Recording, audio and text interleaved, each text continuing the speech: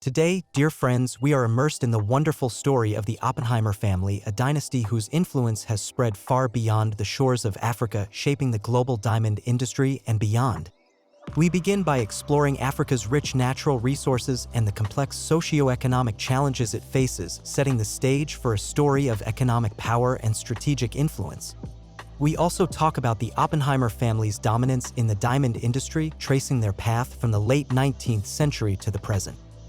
The name Oppenheimer immediately evokes memories of the brilliant career and tragic end of the court Jew Joseph Oppenheimer (1698–1738), immortalized by Feuchtwanger in his novel The Jew's.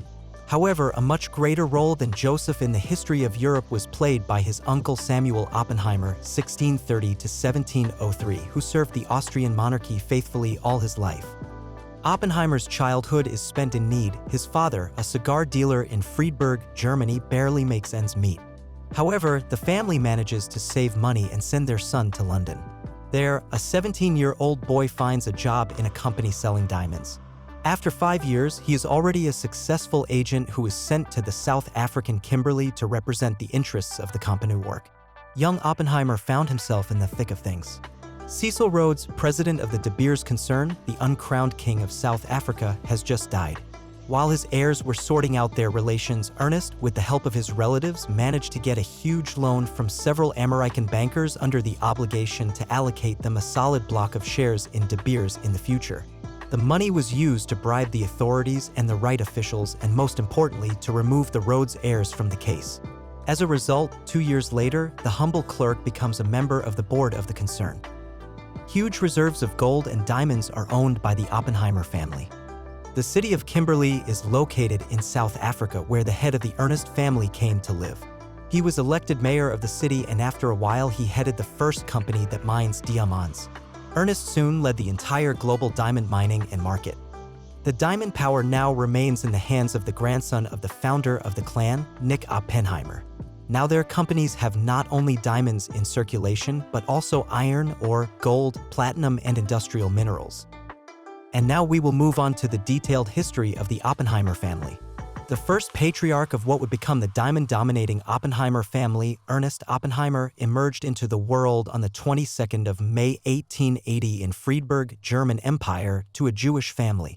Born to Edward Oppenheimer, a cigar merchant, and Hannah Hirsch-Shawn, Ernest's ERLY life was steeped in the cultural and economic milieu of his time.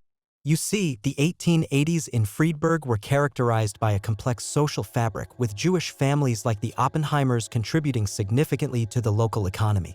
And while not all cigar merchants amassed great wealth, the Oppenheimer family appeared to have enjoyed a comfortable life. Indicative of the steady prosperity found in such trades, young Ernest embarked on his professional journey at 17, joining Dunkel Spuler Company, a London-based diamond brokerage. Soon, his astute understanding of the diamond trade and unerring eye for detail did not go unnoticed, and at 22, he was dispatched to South Africa, a land even back then rich with diamond reserves, to act as a buyer for his company in the city of Kimberley. You see, in those days, Kimberley, the destination of his assignment, was far more than a mere mining town. It was a burgeoning economic hub in South Africa, and its significance in the early 20th century cannot be understated. For example, in a move that signaled its advanced infrastructure and modernity, Kimberley lit its streets with electric lights on the 2nd of September 1882. This achievement marked it as the first city in the Southern Hemisphere and the second globally, following Philadelphia in the United States, to adopt this innovation. The city's economic prowess was further underscored by the establishment of the first stock exchange in Africa in 1881, a development that was a clear indicator of Kimberley's central role in the continent's burgeoning economic landscape, particularly in the mining sector.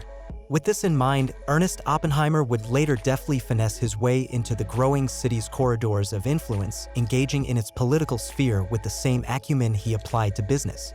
Indeed, Ernest went so far as to become mayor of Kimberley, South Africa from 1912 to 1950, and yet, prior to that, for a young man in his mid-20s, such rapid ascent in the diamond industry was impressively uncommon. Although during this period, the Jewish diamond market in South Africa was burgeoning and offered ample opportunities for astute businessmen like Ernest. His otherworldly rise was a reflection of the soon-to-be characteristic foresight of Oppenheimer. Therefore, from the very beginning of their dominance of Africa's resource markets, it would seem that the family had the Midas touch when it came to economic and political intrigue. Furthermore, during this period, Ernest's personal life took a fortuitous turn in 1906 when he married Mary Lena Pollock from London. This union not only marked a new chapter in his life but also played a pivotal role in the Oppenheimer family's integration into South African society and the mining community. Harry Oppenheimer, the founder of the Oppenheimer family, was one of the most influential and successful entrepreneurs in the diamond mining industry. Since the 1930s, Harry Oppenheimer and his business partnership with De Beers have become key players in the global diamond market. One of the key moments in Harry Oppenheimer's career was the De Beers-led acquisition of a diamond deposit in South Africa in the 1930s. This gave him control over a significant part of the world's diamond production. Oppenheimer has made every effort to create a monopoly position in the industry by acquiring or controlling other companies with diamond deposits. Strategies and tactics. 1. Vertical integration. Harry Oppenheimer used a vertical integration strategy, buying not only diamond deposits, but also controlling every stage of their extraction, processing, cutting, and distribution. This allowed him to control the entire cycle of diamond production and sale, as well as dictate prices on the market. 2. Creating a monopoly position. Harry Oppenheimer sought to create a monopoly in the industry by controlling most of the world's diamond production and distribution. He acquired several competing companies and established strict rules and conditions for working with them to ensure his dominance in the industry. 3. Innovations in marketing and sales. Harry Oppenheimer and his team have developed and successfully implemented innovative methods of marketing and selling diamonds. They created advertising campaigns that associated diamonds with love, prestige, and luxury, which greatly influenced the increase in demand for diamonds. 4. Establishing control over supplies. Oppenheimer and De Beers controlled the supply of diamonds, regulating the volume and speed of their entry into the market. This allowed them to maintain stable prices and prevent the growth of competition. Harry Oppenheimer and his business partnership with De Beers have been able to achieve global dominance in the diamond mining industry through the implementation of unique strategies and tactics. They created a monopoly, controlled every stage of production and sales, innovated in marketing, and effectively managed supplies. These factors helped the Oppenheimer family become one of the most influential and wealthy families in the world. The year 1917 saw Oppenheimer, in partnership with William Lincoln Honnold, an American engineer of considerable repute, launch the Anglo American Corporation. This venture, which would soon become a cornerstone in the diamond industry, was significantly backed by none other than the legendary financier and political powerhouse J.P. Morgan. You see, Morgan's interest in Africa, particularly its diamond mines, was rooted in a strategic vision. Recognizing the continent's untapped wealth and the growing global demand for diamonds, Morgan saw an opportunity to expand his multi-billion-dollar financial empire into new resource-rich territories. And 2 years after its inception, Oppenheimer and Morgan's Anglo American made a bold move by purchasing diamond mines in Southwest Africa. This was not just a business transaction, it was a direct challenge to the De Beers diamond monopoly, a company that had long held an unshakable grip on the diamond market. At this point, Anglo American, with an initial capital of £1 million, had established a solid financial foundation, drawing investments from the United States, England, and South Africa. Furthermore, around the same time, in 1921, Ernest was knighted by King George V of England for his services during World War I. You see, he played a significant role in supporting the war effort, which included helping to establish the Kimberley Regiment and organizing the labor required to build a railway line from Uppingham in the Northern Cape to the Namibian border. His contributions to the British war effort were thus recognized with the honor of knighthood, despite the challenges he faced due to anti-German sentiment at the time, as he was of German origin. Leveraging this newly minted influence, Ernest ventured further into the political arena, securing a seat in the South African House of Assembly in 1924 as the member for Kimberley, a position he held until 1938. However, the year 1927 marked Oppenheimer's greatest achievement when he took control of his main competitor, the late Cecil Rhodes De Beers empire, laying the groundwork for a global monopoly over the diamond trade. And by 1929, he had ascended to the chairmanship of De Beers. His strategy was then clear: establish market monopolies, control diamond pricing and supply channels, and create an artificial scarcity to keep prices soaring. But World War II presented new challenges and opportunities for Oppenheimer and De Beers. Amidst global conflict, accusations surfaced against Oppenheimer for withholding industrial diamonds crucial for the U.S. war effort.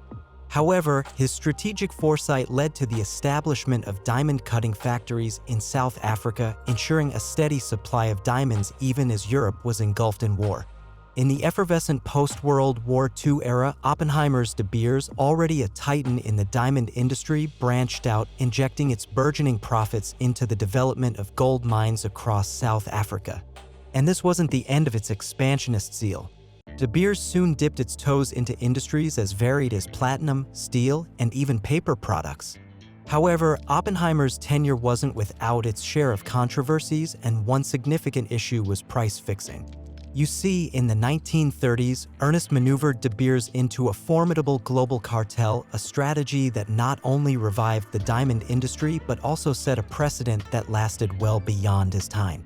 His crafty price manipulation practices were so effective that they drew the attention of legal authorities, leading to a hefty $10 million fine for De Beers in an Ohio court.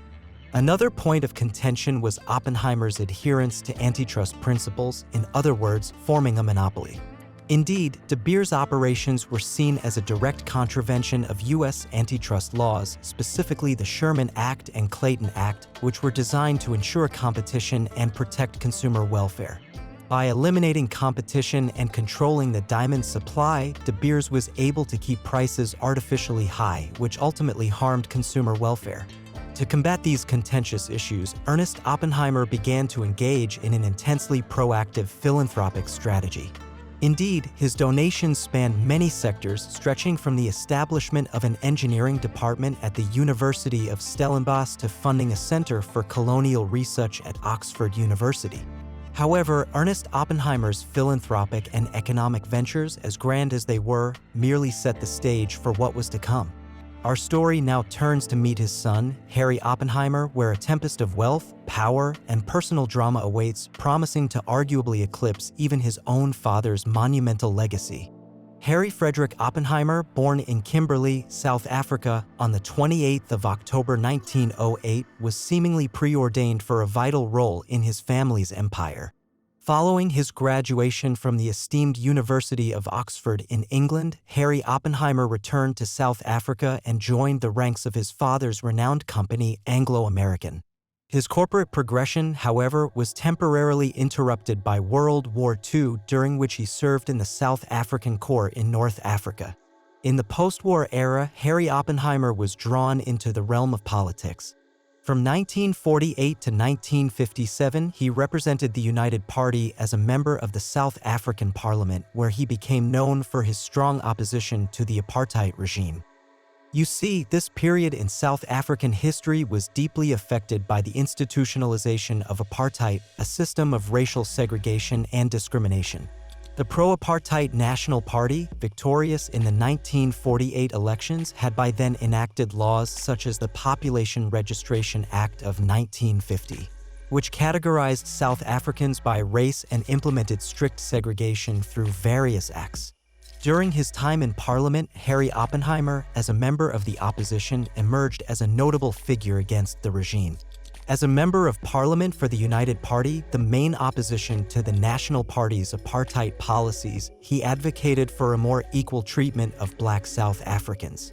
However, his approach, while advocating for better conditions, did not extend to full equality for all races. On one hand, Oppenheimer's efforts were aimed at enhancing the lives of Black urban residents and fostering the development of a property-owning Black middle class, an approach seen as a step towards an orderly political transition. On the other hand, purposefully aligning himself with the legacy of British colonialist and businessman Cecil Rhodes, Harry expressed concerns about the potential risks to civilization he associated with what Oppenheimer referred to as primitive tribesmen. This duality in his views reflected the complexities of his position and the era's socio-political landscape. However, by 1957, the family business called Following his father's demise that year, Harry relinquished his political ambitions to spearhead both Anglo American and De Beers. And indeed, De Beers, by then a titan in diamond and mineral supply, was poised for a transformation under his aegis. At De Beers, Harry Oppenheimer was more than a mere executive. He was a visionary who revolutionized the diamond industry with ingenious marketing tactics, paving the way for the modern connotation of diamonds as enduring emblems of love and commitment and a girl's best friend. Naturally, his strategy wasn't just effective. It was transformative, shaping global perceptions that persist today. And under his leadership, De Beers' footprint expanded dramatically, reaching Canada, Australia, Malaysia, Portugal, Zambia, and Tanzania. This expansion was not just a growth strategy, but a statement of intent, firmly planting De Beers on the global stage. He had formally left politics years before. Harry's political influence continued to hold sway. He seamlessly transitioned to a role behind the scenes, supporting the Progressive Party as its chief financial benefactor, thus continuing to shape the political landscape without the limelight of office. By the time the 1980s dawned, Oppenheimer had climbed the echelons of wealth, ranking among the world's richest. His fortune, a mosaic of gold, diamonds, and various minerals, was a testament to his business acumen. As the chairman of both the Anglo American Corporation and De Beers Consolidated Mines, he didn't just oversee operations. He expanded their global footprint, so much so that by the end of the decade, his empire shockingly contributed to a full quarter of South Africa's GDP. The new millennium further brought intensified scrutiny to Oppenheimer's diamond endeavors, with criticisms centered around environmental and ethical concerns. This scrutiny gained momentum through cultural references that shed light on the darker aspects of diamond mining. One such reference was the Oscar-nominated 2006 film Blood Diamond, starring Leonardo DiCaprio. Set amidst the Sierra Leone Civil War, the movie graphically depicted the harrowing realities of diamond mining, starkly portraying the industry's impact on local communities and the environment. This heightened consumer consciousness about the moral complexities of the trade. Simultaneously, controversial rapper Kanye West's 2005 song Diamonds from Sierra Leone echoed similar themes, illuminating the grim abuses of Sierra Leone's diamond mines. This added momentum to speaking out against the monopolistic diamond trade in popular culture. Subsequently, both the film and the song were instrumental in elevating public awareness of the ethical dilemmas in diamond mining. This led to increased scrutiny, including scrutiny of companies under the Oppenheimer umbrella. This cultural and ethical awakening marked a significant shift in how the world viewed the glittering allure of diamonds, casting a shadow on the practices that brought them to market. Then, in 2012, the diamond industry witnessed a pivotal moment as the Oppenheimer family relinquished their 40% stake in De Beers to Anglo American. This deal, valued at over $5 billion, saw the Oppenheimers' storied 80-year reign at De Beers come to a close. However, as previously noted, Anglo American itself was founded by an Oppenheimer family member, thus raising questions of whether the lineage has truly ever left the trade. Anglo American thus increased its share in De Beers to a dominant 85%, heralding a new era in the glittering world of diamonds. And this transaction was more than a mere business deal. It signaled a strategic pivot for the Oppenheimer family. With newfound liquidity, the family, already known for its diverse investments, was now poised to broaden its portfolio across various sectors.